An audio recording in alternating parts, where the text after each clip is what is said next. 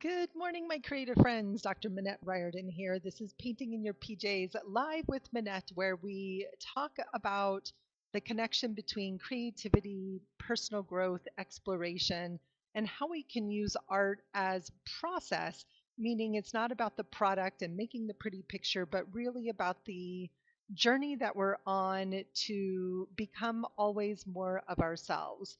And lately, I have been reading a book called Burnout by Emily Nagoski and her sister Amelia Nagoski, all about burnout. And it's got me really thinking about how my own art practice is an antidote to burnout, especially these emotional abstract landscapes that I've been working on. So I'm going to continue that journey of that abstract painting on these small canvas boards today. I've done a couple of them over the last sessions as well. And I'm going to share more about my personal journey with art making, as well as why I think that making art is that antidote to burnout. So I'm going to go ahead and switch my screen and get us started here. Awesome, Tori. I love that you bought the book. Good morning. Great to see you here. And let me get all my tech working. Awesome. Get this out from behind. So I was just going through a box of canvas, and I have a lot of scraps and bits from different projects and things over time, and found this one that I think my daughter must have painted. I don't know what this is. I don't know if it's going to bleed through, but we're gonna see. And as always, I want to start by just doing a little writing. Normally, I do this ahead of time before I get on the call, but I ran out of time this morning because I was being pokey in my studio and reading the book Burnout, which the chapter is all about our search for meaning and how important that quest for meaning is. And I'm going to talk more about that tomorrow, but there was something that they referenced in the chapter that made me think about this idea of art as the antidote to burnout. And when I say art, so I'm just going to write some words. I just want to get some marks down on these blank canvases. And when I say art, I think about all the different forms of creative expression that I love. That could be gardening. I don't love to garden. I just love having a beautiful garden. Cooking is an expression of art for me. Writing is definitely an expression. For some people, it's singing, dance, photography. There are so many different, good morning, Yvonne, expressions of art. And I think we can get really hung up when people keep talking about art making is good for us, that we can get hung up in that idea that that means making fine art. Those of you that have been following me for a while know that for me, there's a much different definition of art, and art is focused on the process. And what I know is when I am playing on the page or the canvas, I feel better. I feel more joyful. I relax. I feel calm and focused.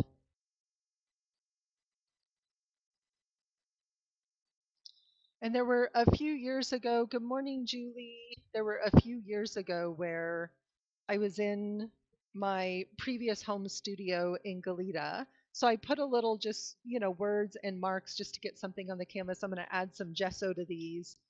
And I was standing in the middle of this big family room that was my office and my studio. And I was just sort of standing there. I don't even know what I was doing. And just sort of walking from one space to the other, from my desk to my art table.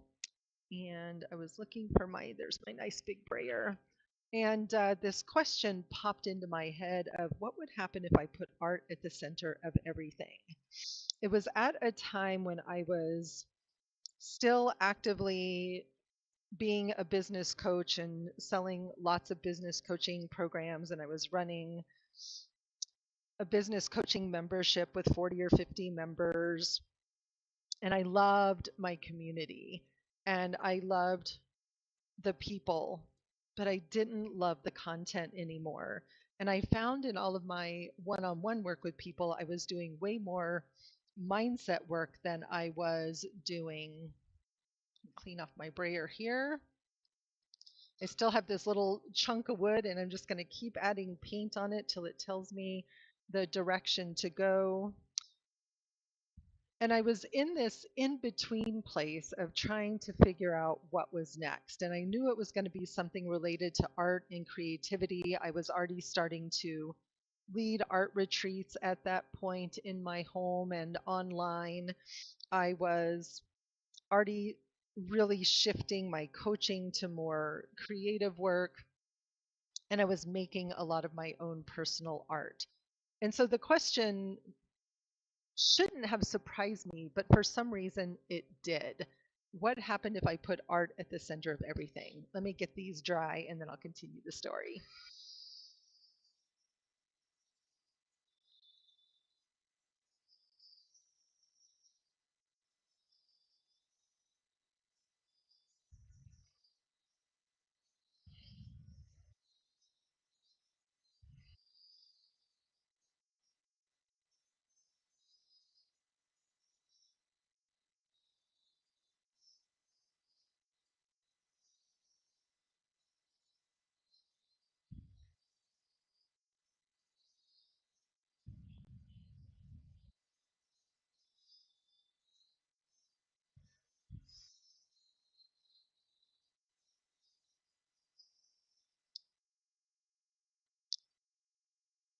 And I'm still feeling like just some black and white art mark making this morning, kind of like I've been doing the last few days.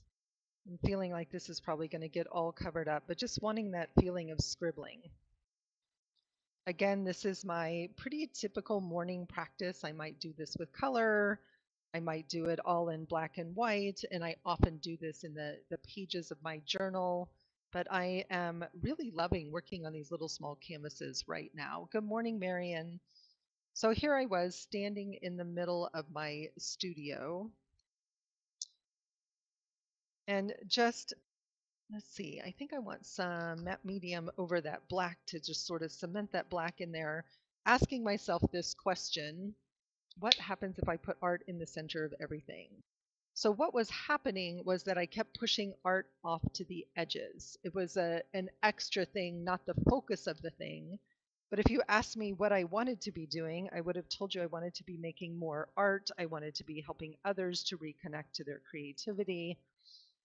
And the transition from business coach to really a creative catalyst has had taken a few years.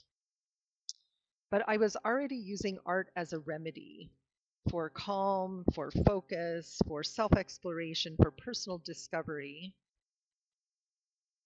But I wasn't necessarily talking about that, or I was squeezing it into little moments of time rather than prioritizing it. And for me, art making is an antidote to burnout because it's all about self care. It's all about being present in the moment. And when I'm very present in the moment, I'm not stuck in worry and in anxiety. I can use my art to come back to curiosity. And when I'm in curiosity, I see answers that I can't see when I'm in worry and on the edges of burnout. And I think at that time, I was feeling very burnt out about my business. I just didn't know it. And maybe some pastels, like I'm feeling that same desire to just be in that scribbly space of play, and I'm wondering if these will, they're not going to write over the matte medium.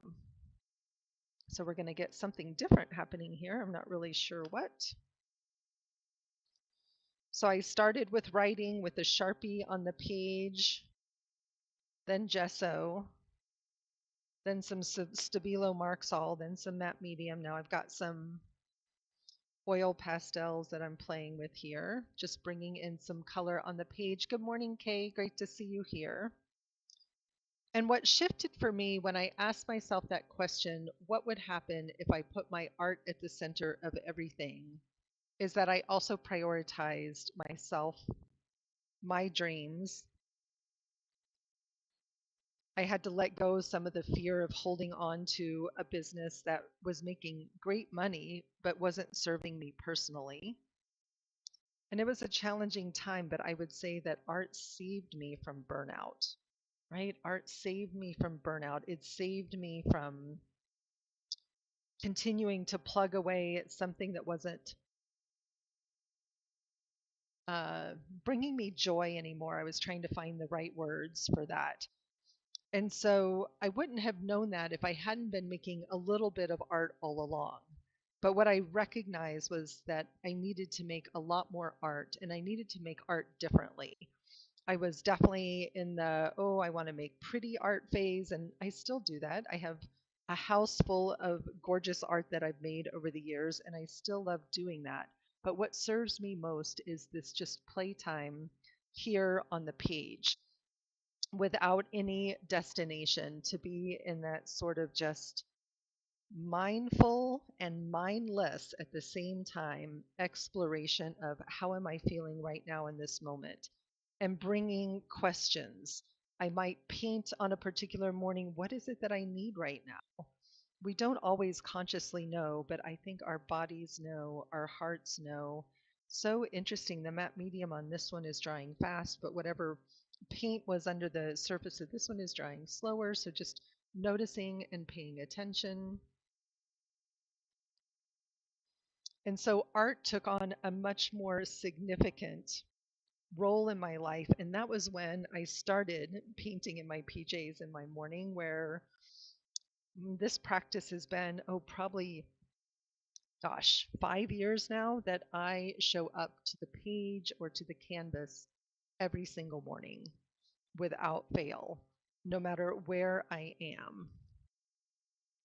Whether that's writing a few words, whether that's coloring a sacred circle, whether that's painting.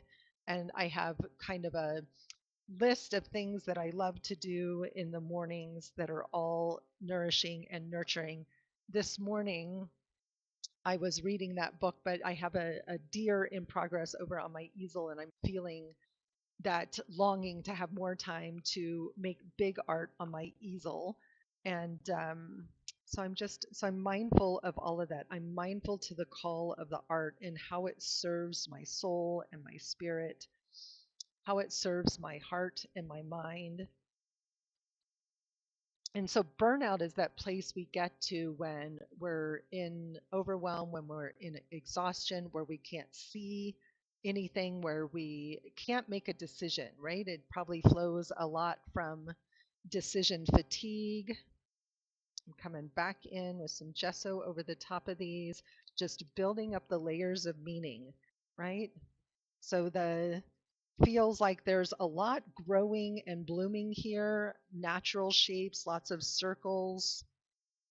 So I'm paying attention to the shapes and the scribbles. And I also want to point out, just from a sort of creative art lesson perspective, the difference between starting on a white canvas and starting on a canvas that already had color on it. This one doesn't have the richness or some of the grunginess that this one has because it already had some paint on it. And neither is good or bad. I'm just noticing the difference of starting, and I was watching some videos from Bold School, and they and some other abstract works where they often, or landscapes where they start with a colored background. And it was a great lesson to remember to start with some of that color. So maybe I'm going to come in with just a solid color, maybe even a dark color that's going to sort of obliterate everything that I've done so far. And then I'm just going to go again. Like, this is the process for me, painting and painting and painting over and over again. That's that same color from yesterday. I'm feeling very drawn to bright colors today. So maybe I'm going to come in here with some red. Been drawn to purples this week a lot, and greens. Our neighbor's lilac bush is already in full bloom. There's one right on a corner. I think it gets lots of sunshine. And it is the most gorgeous sort of deep magenta color.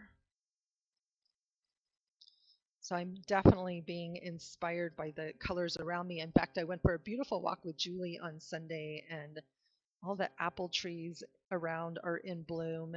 So pretty. Brad and I went for a walk yesterday, just gorgeous pinks, lots of pink around. So again, just continuing to paint and add the layers. At this stage, I still have no idea where I'm going, but I'm wanting to maybe have a little bit of a diptych here, like a story that's going to go across both of these boards, where when I did this the other day, they ended up as a separate story.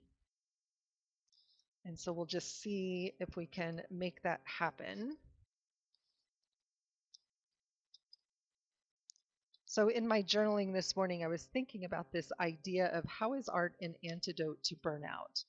One, it helps us relax and get calm. And once we're relaxed and calm, we see things differently. We can breathe again. We can figure out what the source of the burnout it is. Is it work? Is it life, right? Is it relationships? It can help us reconnect to our sense of purpose and meaning. So there's always something greater than me that happens here on the page without my intention. I don't have to work at having it make meaning.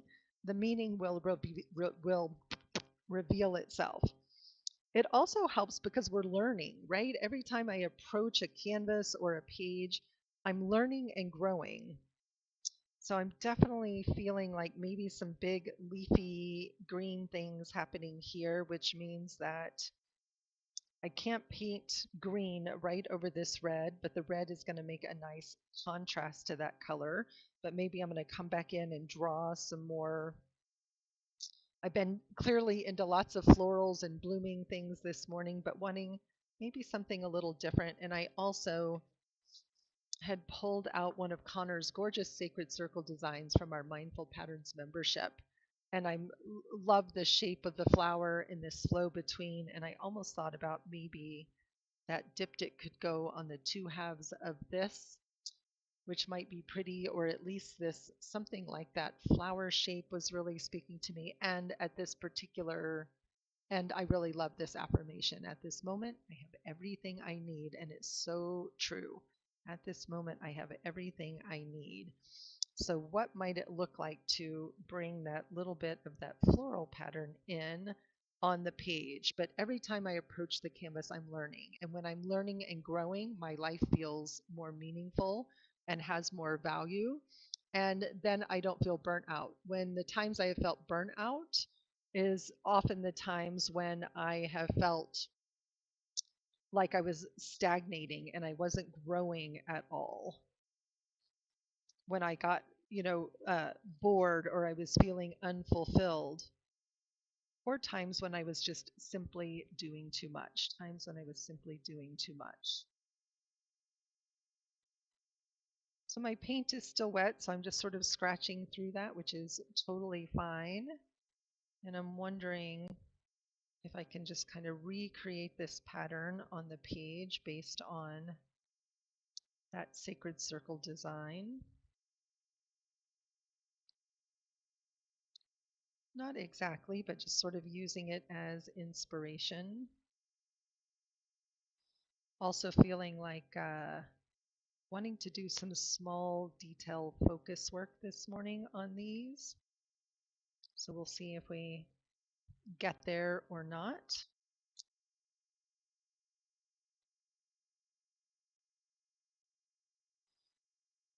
Just drawing those shapes on there.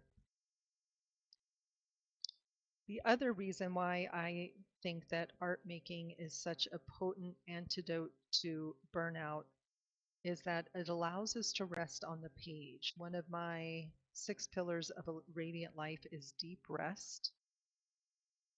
And rest is about absence of input, not about sleep. And so when I'm here making art, it's about just being here on the page. There's nothing to do. I don't need to listen to anyone else. I don't need to take a class. I need a place. We talked yesterday about how creative expression is a place to deal with big emotions, and being able to be with those emotions is sometimes easier on the canvas or the page than just sitting quietly or frantically trying to push them away or numb ourselves out with unhealthy habits, right? So art can help us just rest on the page. So I think you can kind of see that pattern is starting to come together there in kind of an interesting way. It's not going to end up being green, even though that was what I was feeling before, or maybe the background around it is going to end up being an interesting green over that red. So I'm going to get this super, super dry and then decide where I want to go next.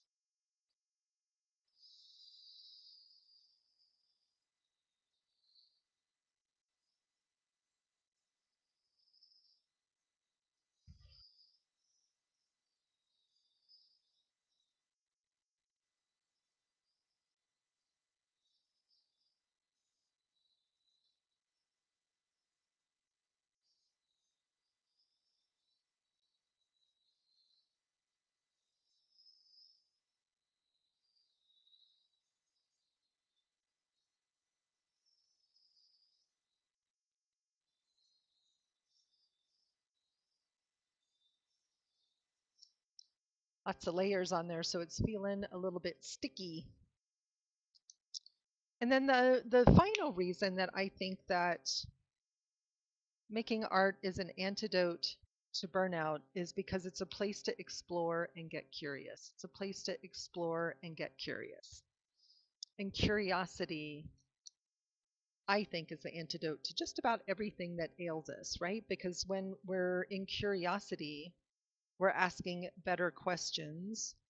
We are not in judgment, whether that's self judgment or judgment of others. We're not in victimhood or martyrdom. I think I want all of this to be white and need some bright yellow in the center here. So in order to get that yellow to show up over the top of this red, I'm going to come in with some white first. And it's both fun and challenging to be painting on sort of both of these at the same time. And I feel like I didn't quite get that circle as round as I want.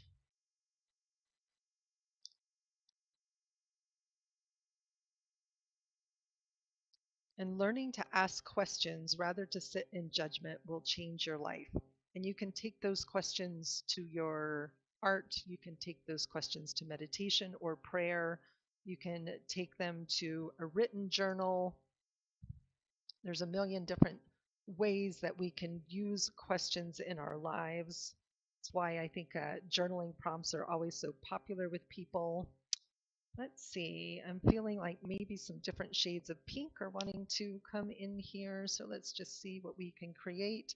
So pink is one of those colors when you're learning to mix up some of your own colors that it takes a lot of white and a tiny, tiny bit of red. So if you have found yourself struggling to mix pink and it always just feels way darker than you want it to be, anytime you're mixing with a red or a blue to get a different color,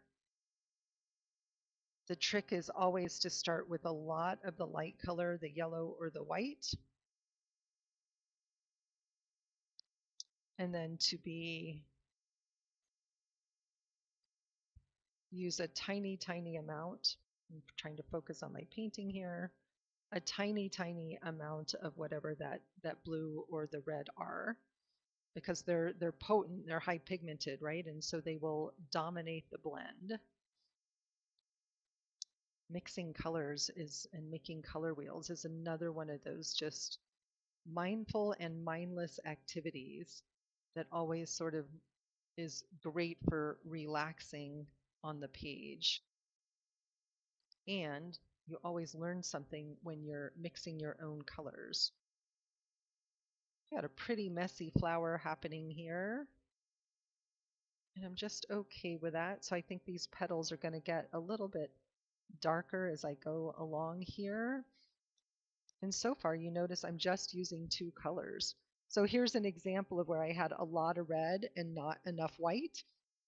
So that color is still red, not pink. And it's a funny kind of orangey red, so I'm mindful of that as well.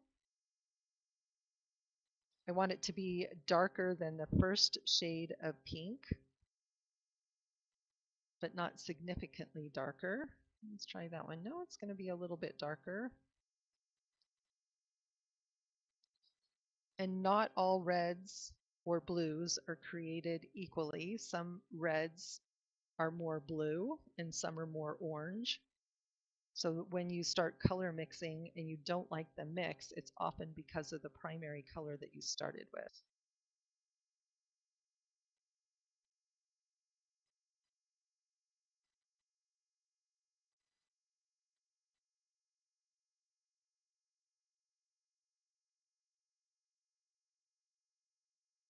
So at the moment, not sure where I'm going with this. I'm looking at it going, I'm not even sure I love it.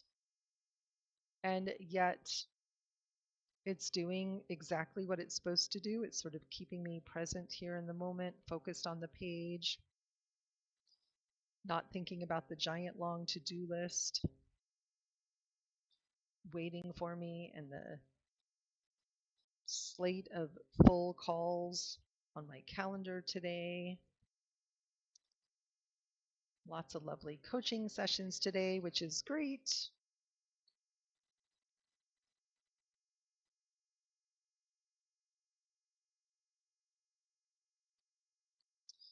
And one of the things that I often will do with clients, especially when I get to work with them in person here in the studio.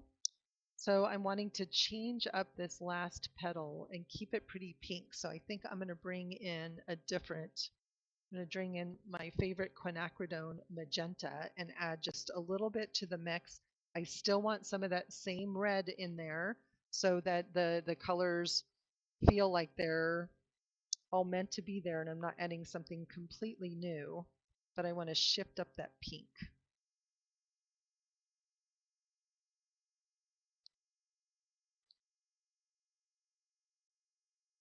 And magic happens. My friend Sherry taught me this. So that one's really close to that background red, but for right now, that's okay because the background is going to change up. That one of the things that really starts to make your art look original is when you start to mix your own colors rather than using colors right out of the tube. And when I'm doing this kind of creative process work, I don't care. I'm not looking for original. But I have noticed lately that I'm having so much more fun color mixing than I ever have before.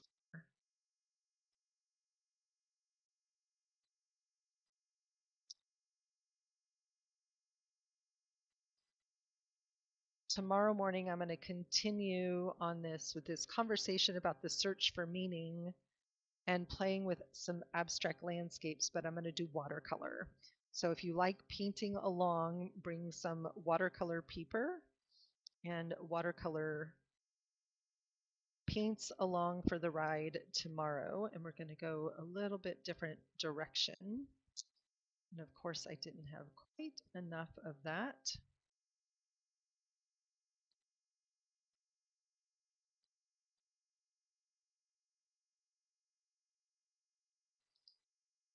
That one's just a touch darker, but it's all okay.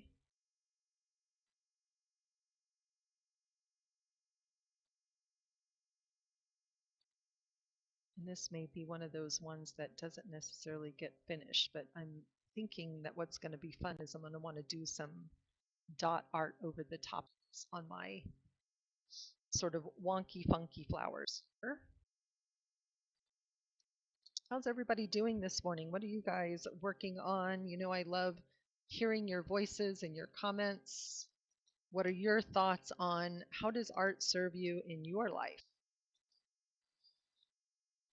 And if art for you is all about the making something pretty, that's freaking awesome, right? There's absolutely nothing wrong with that, and that serves a place in our lives. It's just not the primary reason I make art, but there are a lot of people who that is why they make art, and that is absolutely awesome.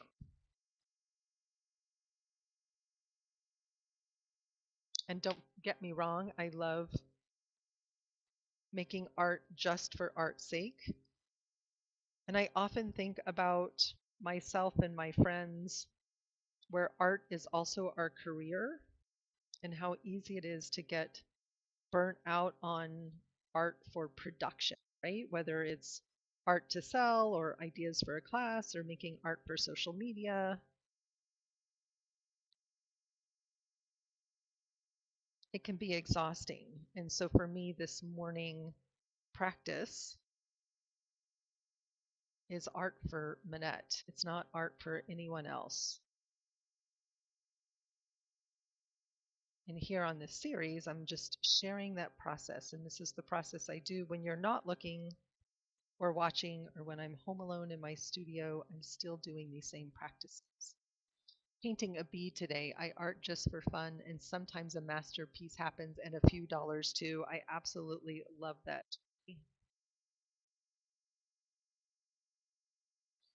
And anytime we can create more fun in our lives, it reduces stress. So painting for fun is awesome. And I'm the same, right? Like sometimes when something turns out great and somebody wants to buy it, I'm happy, but it's definitely not my personal focus on selling art. And I'm not sad when it sells. I had one I painted a few years ago that I was so in love with, and I'm like, I don't think this one's going to be for sale. I have a couple that, I probably will never offer for sale, even when people ask. And I thought, okay, I'm just going to put a really high price on it. It was just under $1,000 was the price, and I thought, oh, well, I'll just price it really high. Well, and of course, the person bought it anyway. So it's in a wonderful new home, and it was a great lesson. But it's also always in a lesson in attachment, non attachment, letting go. So this green takes on a completely different hue when I put it over the top of the red than when it's in the little bit lighter spots. Red is the complement of green on the color wheel. And so it creates a much richer green. What are other people up to this morning?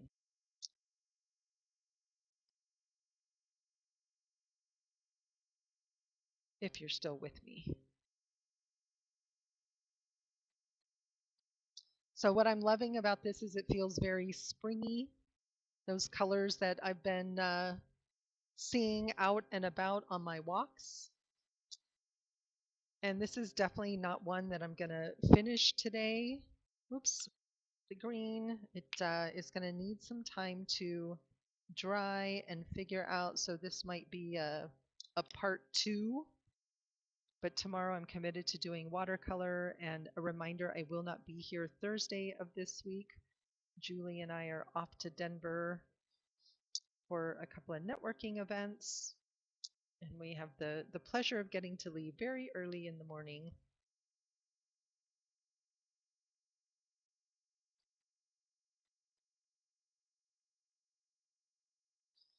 I'm also noticing where that white is showing through differently on here versus the canvas that was colored. Big garden on my page, watercolor and colored pencils. Beautiful. I love it. Beautiful, beautiful. All right, so we have this very sort of wonky, messy flower that is happening here. I'm pretty happy with the colors. And now I want to use this as a template for just some mindful drawing. And so what I'm trying to decide is if I want to go get my Posca markers or if I want to continue to paint. And so the first thing I'm going to do is I'm going to get this super, super dry. And then I'm going to go grab my Poscas because that's what's feeling fun this morning. Get that out of the way.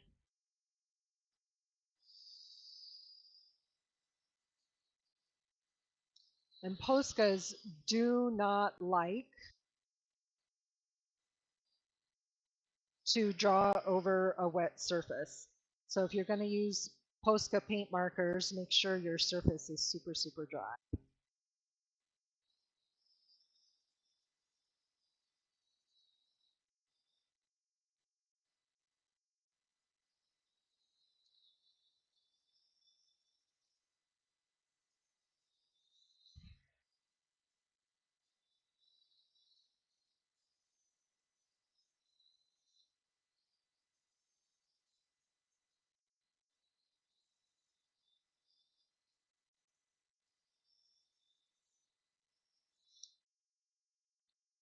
So I have some pretty colors and a very messy sort of abstract flower across both of these. Making my magic horse washi tape collage question. Edges of some of the little pieces of tape are curling. Don't want to finish dull colors. Gesso or Mod Podge leave a dull coating. Do you have any matte medium? So matte medium will not leave that dull coating over the top of thing. And also with washi tape, I often just use a glue stick underneath the washi tape to get and it dries clear, so you don't get any coating at all. So washi tape is great. So either matte medium or washi tape or just a glue stick would be what I would use to cover the edges of those. And a magic horse sounds amazing. All right, bear with me. I'm going to grab my box of Posca markers here.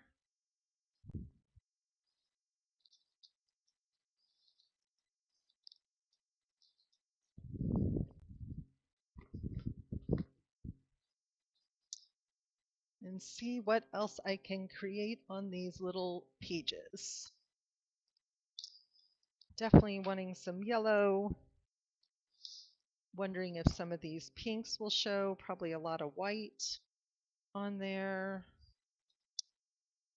And do I have a smaller pink?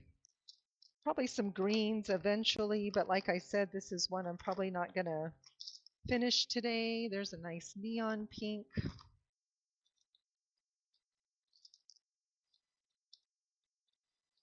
I love adding zentangle patterns with paint. I know, doesn't a magic horse sound amazing? It does sound amazing. All right.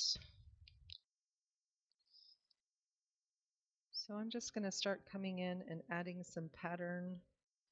I'm getting some of that Stabilo Marxall kind of blending in with that Posca, which is okay. We get a little bit of shadow and depth in there, but I'm going to clean that off. Get back to that pure yellow.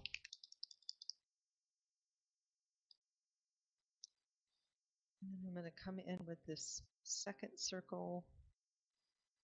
So kind of again, just looking back at Connor's design. And I really liked how he did the center of the flower with some circles but not completely filled in, and there's that little aura in there as well. So wondering if I can recreate it. And part of me is feeling like this is kind of messy. I'm not loving it. I had fun getting here, and I might just paint over the whole thing. I might just paint over the whole thing. I have a huge horse painting upstairs. It's one of my absolute favorites.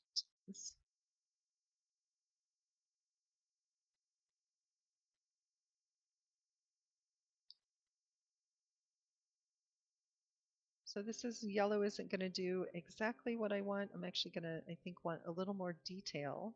So I'm probably going to come in with some color or some gel pen, but I'll get started getting some of the base colors down here, and then we're just going to see where we can get to.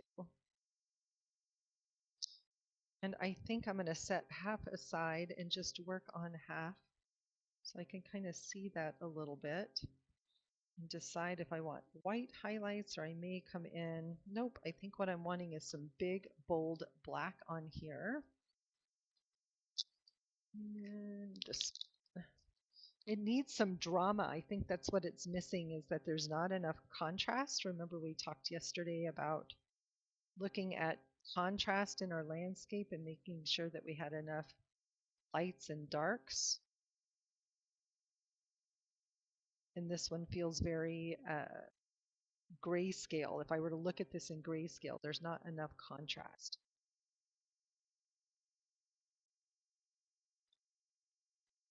And I love bringing all of my creative interests together, right? So little bit of the sacred circle action happening. There's going to be some zentangle action happening here, and some painting and some writing. So I'm always looking for those practices that sort of combined. I love it. That's such a great practice, Tori, to just cover an entire 16 by 20 painting, right? Just to keep painting over it until you love it. It's the only way to get there. It's just paint. We had an interesting conversation in our Mindful Patterns live class yesterday about, and these petals are wanting to be fatter. I think that's part of what's bugging me. So I'm going to just add some more body to that, and I'll come back in with some more pink. So sometimes adding the black lines helps me to see things differently, about feeling like we're wasting paper or wasting supplies. And to me, that's, a scarcity mindset. We don't need to have, abundant waste of things, but when we think about how we're using our art in our creative practice and how much it serves us personally, nothing is wasted. None of the layers of paint are wasted. None of the pages of design and drawing are wasted. Excuse me. Let's see. How pink is this pink? Nope, not the right pink. All right, we're going to mix up some more. A little bit of that mid-tone pink here and fill in the rest of that petal. Probably have just enough paint left here to do that, to get close enough to that color. And I've got some water in my brush, and so it's really thinning that paint, so it's not, it wasn't initially giving the coverage there. So being mindful of when you're trying to paint and have things be opaque, of making sure that your brushes are dry. It's why I talk about with acrylics how important it is to work with a really. So I'm going to come in on that other side and floop up that petal too. Just needed a little more body there. And so notice the difference between now the two halves, that we've added definition as well as contrast to the design, right? It completely changes the look and feel of it, right? Completely changes the look and feel of it. So I'm going to continue to just work on one half and see where I can get to here in the next few minutes before I wrap up. So I'm going to come in with a little bit finer black and start to add some patterns.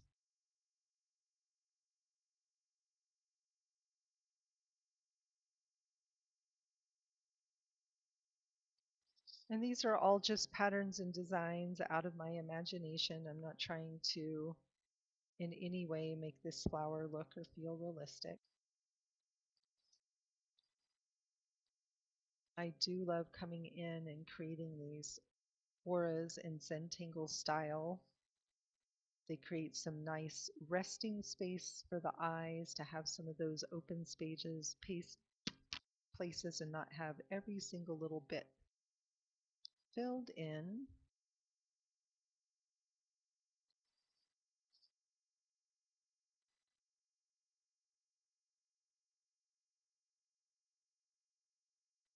And I always seem to have a few patterns that I get really addicted to drawing and draw the same ones over and over again.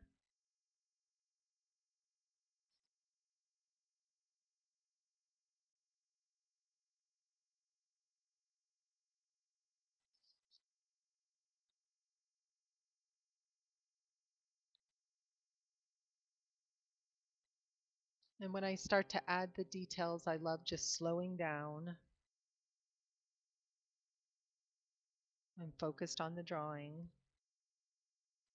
Becomes more and more mindful with each line, pattern, step of the path.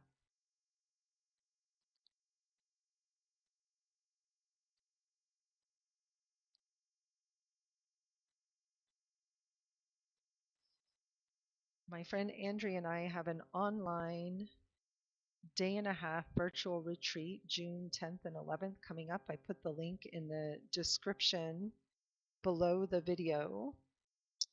This is our second annual Beyond the Page where we really look at all the different ways that we use art to connect with ourselves and with emotion. We're going to be using a lot of watercolor. It's going to be primarily a watercolor themed event, plus some slow stitching and some journal writing. And we're going to pull the themes from our creative stretch interviews and really connect this concept of the language of human experience to the page. Super, super excited about it. We start at 3 o'clock on a Saturday afternoon, I think Pacific time. And then it's most of the day on Sunday. And she is my most favorite person to collaborate with. We have so much fun, and it always just feels effortless and easy.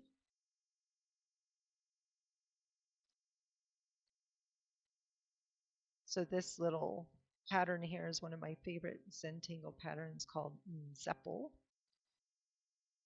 And it almost looks like the inside of an orange or some fruit.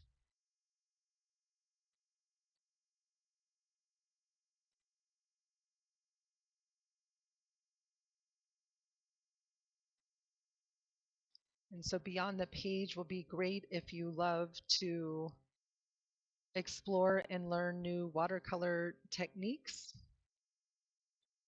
And if you love combining art and writing, it's going to be a super, super fun one, a little bit different than anything that we've done before. I'm excited about it. And it'll continue to be based on Brene Brown's Atlas of the Heart, just like our last creative stretch program was, but we'll just take a little bit more of an art making perspective, where the creative stretch was really about the interviews and the conversations.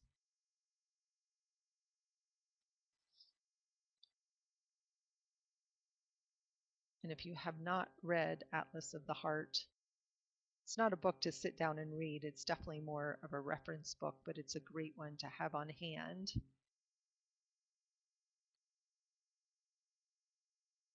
And I love how she talks about, because feelings and emotions are not the same thing, right? Their emotions are the physiological response to a trigger, and feelings are the sensation or the experience of that response. And we often attach stories and get stuck in our feelings rather than processing them.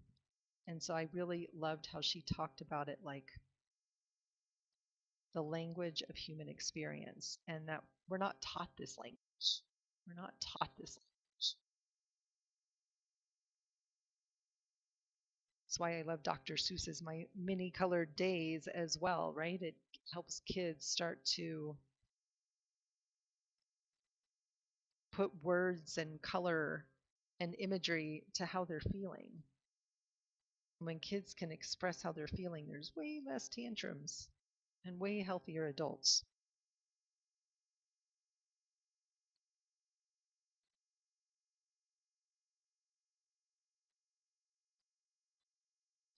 Okay, so it's starting to come together into a big happy design. I'm feeling better about it.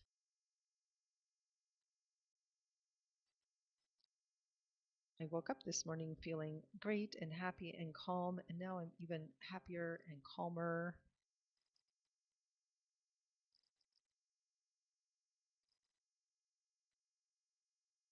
Gonna head out for a walk, the beautiful sunshine.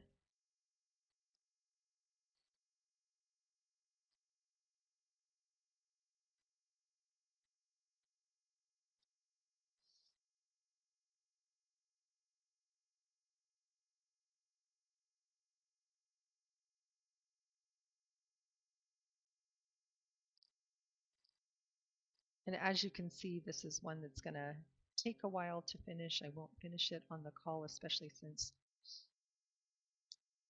I have 2 of these to do. But again, I'm happy with where it's going.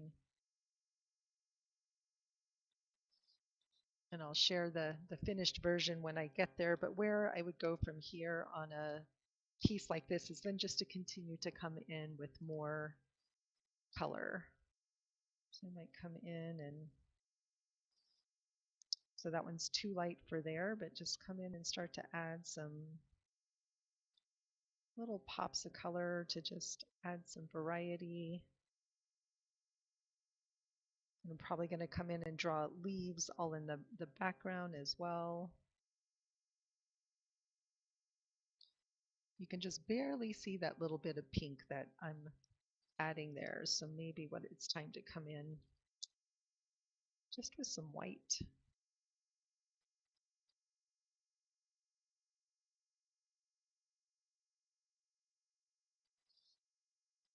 So again, like we talked about yesterday, making sure that we have a nice balance of lights and darks and contrast. So this one definitely needs some contrast here. Let's see how much white. And if I get too much, guess what? I'll just go back to the paint and start over again. Yep, I like the white. And so I approach Zentangle on canvas in the same way that I do other forms of abstract painting, is just lots of layers, layers and layers of color until I get it to a happy place.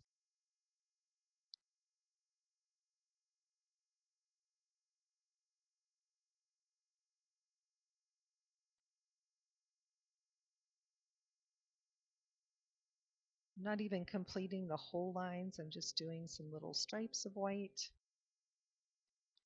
It's amazing what black and white can do to make a piece really pop.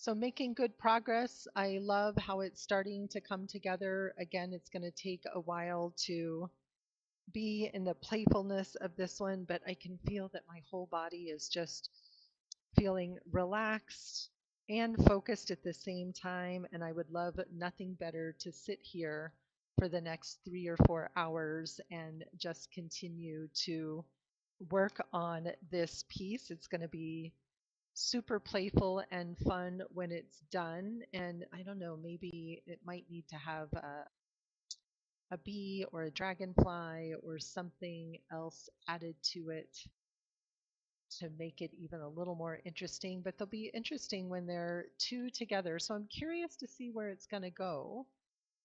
And I'm at a good stopping place for the moment. I have an idea of where I'm going with it and what it's going to look like. And sometimes pieces come together really fast, and sometimes they provide hours of mindful, creative fun. And that's what's going to happen here is I'm going to really just enjoy continuing the journey of drawing on these two particular canvases. So thank you as always for joining me, for sharing what you're working on, painting along, or just listening to me ramble about all things burnout, stress, and self discovery. I'm Dr. Minette Riordan. This is Painting in Your PJs. Please click like on that video. If you are watching the replay and haven't subscribed, go ahead and hit that subscribe button. And I will see you all tomorrow morning with watercolors and watercolor paper. Have a beautiful rest of your day. Bye bye, everybody.